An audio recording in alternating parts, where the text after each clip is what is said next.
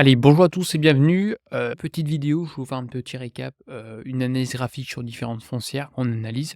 Une fois par mois, je pense que c'est pas mal pour suivre à minima, les titres et puis éventuellement prendre une position si cela, vous intéresse. N'hésitez pas encore une fois, s'il y a des foncières qui vous intéressent, les rajouter et faire une analyse, graphique ou éventuellement une analyse fondamentale que je mettrai évidemment sur YouTube. Alors on va commencer pareil par une foncière belge, Aedifica, on est plutôt sur de la santé. Bon pareil, on est dans une quand même sur une tendance, haussière, très forte correction, on est passé de, plus de 110 à quasiment 50, hein, donc quasiment divisé par 2. Et à ce jour, bon, on est sur un support, ça fait une, 2, 3 fois, on rebondit sur celui-ci, mais rien de particulier. ADC, très belle foncière sur du retail, moi elle m'intéresse fortement. Le problème, c'est qu'elle est trop chère à ce jour, donc j'attends, tout simplement qu'elle redescende pour arriver sur un price FFO aux alentours de 13. Le marché sur du retail. Très, très belle boîte, mais encore une fois, un peu trop cher. Alexandria, une des foncières que j'ai au portefeuille, j'adore cette foncière, très, très belle foncière, très, très bien gérée, que je vais renforcer, massivement pour ce mois de mars. Bon, on est sur un support de très long terme, 2016, on est touché ça également en 2008, 2009, 2013, 2023 et à ce jour, pareil, on a rebondi une fois dessus. Donc là, une fois que ça a bien rebondi plusieurs fois, je pense que là, on est peut-être qu'on va repartir vers la hausse. Même si on corrige, qu'on revient sur ce support oblique à 96, je vous dis clairement les choses. Encore une fois, en aucun cas, c'est un conseil en investissement, c'est juste mon petit point de vue. Altaria, très belle foncière, on est en France cette fois-ci, on est également sur la promotion, vous pouvez voir que bon, graphiquement, c'est pas la même que Alexandria. Belle foncière qui a rebondi, c'est une des foncières qui sont sur le mieux sur le marché, comparé à Icade, comparé à d'autres. Voilà, très, très belle foncière, notamment sur du retail. Mais bon, pour l'instant, moi, ça m'intéresse pas plus que ça et comme je bosse dans l'immobilier d'entreprise, en France, moi, j'ai quelques biais sur certaines foncières françaises. Par conséquent, je n'investirai dans aucune, société foncière, française. Voilà. Pour des questions, pour rester le plus neutre possible envers vous et éviter de balancer des infos, voilà, sur YouTube. J'investirai seulement sur les, foncières belges, mais non françaises. AMH, très belle foncière sur du rési, ça se paye un peu cher, on est quand même haut. J'attends vraiment qu'on revienne toucher là cette petite, tendance là, cette petite droite haussière aux alentours de 33-34. Donc pour l'instant patience, très, très belle foncière en rési, que je vais évidemment continuer de suivre et de renforcer au cours du temps. American Tower, les résultats étaient très bons là, récemment, donc la petite bougie qui explosait vers le haut. Une boîte qui est un peu trop endettée selon moi. Là, on est quand même sur une tendance qui est haussière pareil depuis de nombreuses années. Et éventuellement, si on retouche, pourquoi pas, les 170-160, voilà. Pourquoi pas prendre une petite position, mais on est quand même toujours baissier à ce jour, comme vous pouvez le constater. On a eu me toucher une fois, 2 fois, 3 fois, peut-être une quatrième fois, donc il faut être patient comme d'habitude. Argan, très belle foncière en logistique, appréciation, correction à ce jour. Puis là, on est dans un range, hein, en quelque sorte, comme, WDP. Rien de particulier, foncière, Argan, un peu trop important selon moi et au niveau des preneurs, il y a Carrefour qui reprend plus d'un tiers du portefeuille. En tout cas, moi, c'est ça qui me dérange. Mmh, Avibi, on est pareil sur du résidentiel, très, très belle foncière pour moi, c'est la deuxième plus belle foncière après MH. C'est seulement mon point de vue, mais bon, malheureusement, on est un peu trop cher. Enfin, on paye ça quasiment 20 fois les free cash flow. Faut attendre, hein, qu'on retourne sur cette zone en particulier, c'est-à-dire les 180-175 et à ce moment-là, je prendrai peut-être une position. Big Yellow, très belle foncière en UK. Pareil, on est arrivé sur un support technique assez intéressant pour se positionner. Mais là, j'ai découvert, enfin, je me suis un peu plus creusé une foncière belge qui s'appelle Shurgard, qui est le leader européen en stockage. Et je pense que je vais faire un petit Twitch, que je vais passer de Big Yellow à Shurgard. Même si aujourd'hui le point d'entrée est intéressant et on a quand même un rendement de 4%. Donc à voir, il faut que je réfléchisse, il faut que je me pose la question et je creuse un peu plus les BP et les business models des 2 boîtes. Mais en tout cas, il va se passer quelque chose. Blackstone, pareil, on va sur des fonds d'investissement, on en reparlera. Tout ce qui est lié aux fonds d'investissement d'infrastructure, par exemple, ça peut être intéressant. Bon, à ce jour, on est trop cher, hein, faut attendre, je vous dis, hein. Là, il faut que ça perde à minima, hein, à minima 24%. Voilà. Moi, je prendrais pas une position, faut qu'on retourne sur cette zone en particulier. Sinon, moi, je prendrais pas de position. Voilà, il faut être patient, hein, c'est la bourse, hein. C'est le point d'entrée le plus important. Boardwalk, on est sur une boîte canadienne, pourquoi pas? Bon là, ça a bien corrigé, j'attends là. Bon graphiquement bien, faut attendre, rien de particulier. Les fondamentaux sont pas si mal que ça, mais je préfère Interrent, pareil, c'est une boîte, canadienne sur du résidentiel, qui est un peu plus sympa. On va la voir par la suite, pas d'inquiétude, hein. Nouvelle foncière également, Besta, foncière mexicaine, notamment sur la logistique, très belle foncière. Alors on avait réussi en fait à j'attendais moi qu'on casse le canal, on est bien repassé au-dessus. Les résultats étaient pas si mauvais que ça, mais à ce jour là, chut, on corrige et on revient sur cette zone.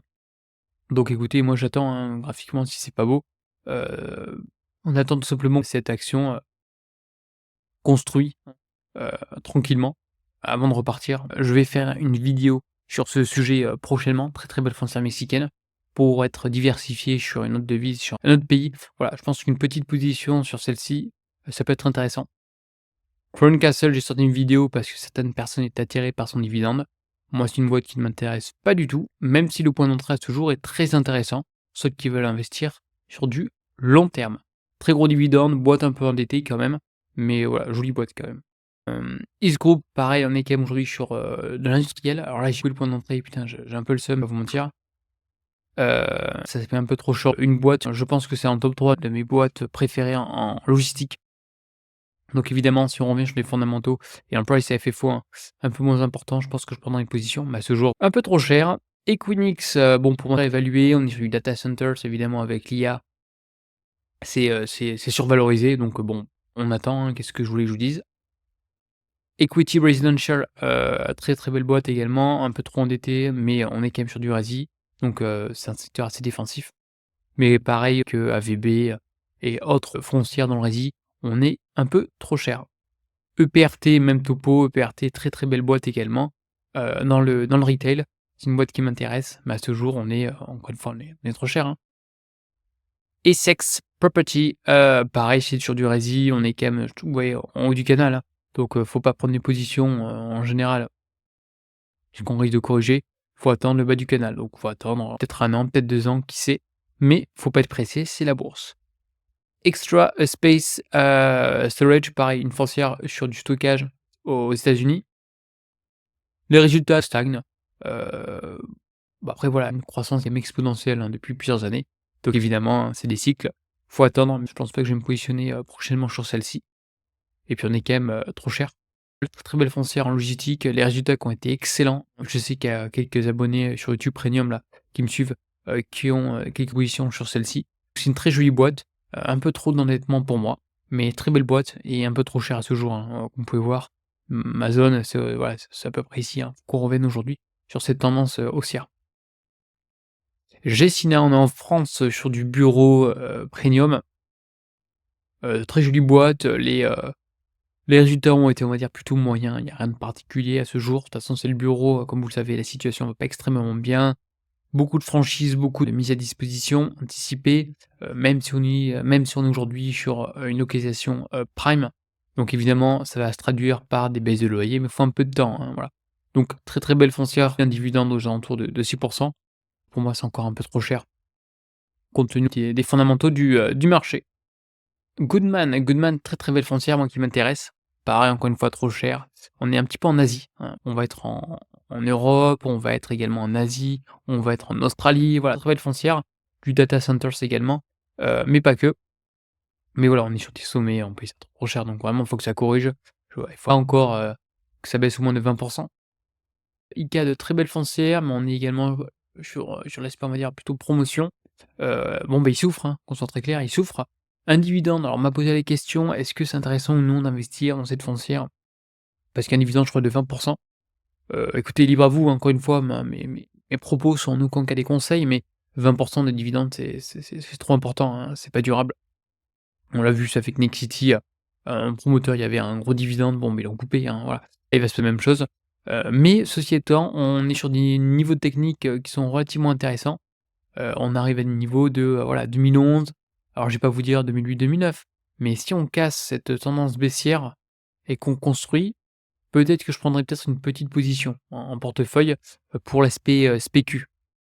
Alors, celle-ci, il faut qu'on en reparle, hein. C'est une, boîte, espagnole coloniale et l'actionnaire, majoritaire de la Foncière Lyonnaise, pour ceux qui connaissent, sur Paris. C'est une foncière, cotée en bourse, hein, qui est assez petite, mais qui est très, très bien gérée, sur du bureau prime, un peu comme Gecina, je viens de vous dire. Et l'avantage, c'est que là, on va voir le mix entre Colonial qui a des bureaux prime plutôt en Espagne et Foncière Lyonnaise, à Paris. Donc ça peut être sympa d'avoir une foncière Espagne française sur du bureau prime. J'attends encore un peu le avant d'avoir les répercussions. Alors, Industrial Property, IPR, alors boîte sur le cannabis, hein, je sais qu'il y en a, qui l'ont parce que les dividendes est assez intéressant. On est sur une zone technique. Mais pour moi, 1 les fondamentaux, je suis pas un spécialiste du cannabis, donc quand je maîtrise pas, j'investis pas et 2 on a des locataires qui représentent une part trop importante du NOI de cette foncière. Par conséquent, ça m'intéresse pas. Alors et Interrent, très, très belle foncière, canadienne. Elle m'intéresse cette foncière. Le problème, c'est que là, on coule, hein, là gentiment, c'est pas très, très joli à voir. On commence à arriver sur des price FFO qui commencent à être raisonnables. Donc j'achète pas un couteau qui tombe, hein, j'attends au moins que ça construise à minima et que ça casse ce support-là, ce support baissier, cette oblique baissière, avant éventuellement d'ouvrir une position, mais c'est une frontière qui m'intéresse fortement. Voilà, on est quand même sur une tendance haussière sur du très long terme, mais à partir de 2021, très forte correction, donc on attend. Mais c'est une frontière qui m'intéresse. Lamar, on est sur des panneaux publicitaires, pareil boîte, sympa, bien gérée, mais bon, trop cher comme d'habitude. Mid-America sur du résidentiel, pareil boîte sympa, mais le rési en ce moment, c'est un peu trop cher. D'où aujourd'hui, j'ai une part relativement importante sur la logistique, parce que logistique, j'estime comme Rexford, qui a eu des baisses de prix assez intéressantes. Alors Montea c'est comme, WDP, c'est à peu près le même type de boîte, elle se suit, c'est les frères, la famille de Pau, hein. Donc très, très belle foncière, on va dire un peu plus prudente, moins audacieuse, j'aurais dit. Encore une fois, c'est que mon opinion, mais boîte très, très, très bien gérée également. Enrate, très, très belle foncière, on arrive quand même sur un niveau, qui est relativement intéressant, comme un petit peu, Realty Income, même type de boîte, on va dire, foncière à avoir en fonds de portefeuille, qui est du dividende depuis de nombreuses années. Très, très belle foncière de rendement. Patria, c'est un petit peu le Blackstone en Amérique latine. On va attendre gentiment que cette foncière construise au cours du temps. Voilà, donc on attend, hein, pour l'instant. De très belle boîte, enfin, c'est la plus grosse capi, hein, au monde en termes de foncière. On est pareil sur la logistique. Donc pareil, on va attendre qu'on vienne éventuellement sur cette petite tendance haussière. On est quand même un peu cher selon moi. Ça fait rien depuis quasiment, ouais, voilà, 4 ans et plus. Donc on attend. Realty Income, boîte sympa, je pense qu'il est, même, très connue. On était quand même sur un support. On paye ça, j'ai envie de vous dire le juste prix, hein, c'est pas non plus l'affaire du siècle, hein, comme j'entends certaines personnes. Pareil, c'est comme NNN, Rate, voilà, selon moi, c'est une foncière à avoir en fond de portefeuille pour choper du dividende. Rexford, une position que j'ai au sein de mon portefeuille. Canal baissier, très belle boîte sur la logistique, très bien gérée, mais on est toujours dans un canal baissier, donc attention, hein, pas de all-in. Safetor, on est en Angleterre, sur du stockage et les résultats étaient pas fantastiques et à ce jour, a priori, j'ai l'impression qu'on atteint plus bas, donc à voir si c'est durable ou non. Moi, c'est pas une boîte qui m'intéresse, j'ai déjà Big Yellow et Shugard, voilà. Sagag, c'est une vidéo que j'ai sortie, pour les membres premium. Très belle boîte en Suède. On est sur la logistique, notamment en Europe du Nord, Finlande, Suède, mais également en France. Performance incroyable, très bien gérée, un peu trop de dettes peut-être pour moi, mais elle va sortir prochainement, pas d'inquiétude. Shurgard, c'est comme je le mentionnais, c'est sur une frontière c'est en Belgique, sur une frontière de stockage. On arrive sur un support qui est intéressant, j'attends les résultats, qui tombent demain à ce jour. Évidemment en fonction des résultats, je prendrai ou non une position, supplémentaire. Stag Industrial, on est sur, une foncière industrielle, en logistique, très belle foncière, un peu trop de dettes, mais voilà, c'est joli, c'est croissant, ouais, très, très, très belle foncière. Sun, on est pareil sur du rési. Les acheteurs ont été pas terribles, je vais vous dire, notamment en termes de revenus par share. Revenus par action, ça a pas été fou de la grande correction et on paye ça pas si cher que ça, mais bon, les fondamentaux me font pas gentiment rêver. Terreno, c'est la plus belle boîte, un petit peu le Hermès de la logistique. On paye ça trop cher, on paye ça 30 fois les free cash flow, hein. Faut pas rêver, hein, on n'achète pas non plus, du Nvidia, hein. C'est la logistique encore une fois. Donc on attend quand même sur ce petit support, voilà, on reste patient. Unibail, boîte sur du retail, sur les centres commerciaux, principalement en France, mais pas que. Heu, on paye ça vraiment que dalle, on paye ça 10 fois les fric à chaud. Je trouve ça vraiment très, très, très, très peu cher. Donc j'attends gentiment que ça casse éventuellement là, ce, cette résistance là que j'ai tracée et si ça casse, j'hésite ou non à prendre une petite position. Je vais pas vous mentir, les centres commerciaux, ça me fait pas rêver, mais je me dis: «On paye ça tellement peu cher, 10 fois les fric à chaud, c'est vraiment rien». Vichy Properties, on l'avait déjà étudié ensemble, on l'a étudié à ce moment-là, je crois que c'était au un plus bas. Jolie boîte, hein, on est sur les casinos en particulier. Beau dividende, je pense que c'est être un futur aristocrate du dividende. Donc c'est une boîte, en fonds de portefeuille. Seul bémol, c'est les casinos, donc on aime ou non cette activité et deuxièmement, les locataires qui représentent plus d'un tiers quasiment, du N-White. Donc moi, c'est next, j'ai quand même des critères bien définis, assez stricts. Donc ça match ou ça matche pas, tout simplement. WP Carey, très belle boîte, hein. On est quand même sur une boîte, diversifiée, donc il y a un support technique qu'elle a assez fortement apprécié au cours du temps. Donc je sais qu'il y a quelques abonnés qui sont YouTube Premium, qui ont cette foncière, donc bien joué à eux. Mais moi ça m'intéresse pas d'avoir des foncières diversifiées.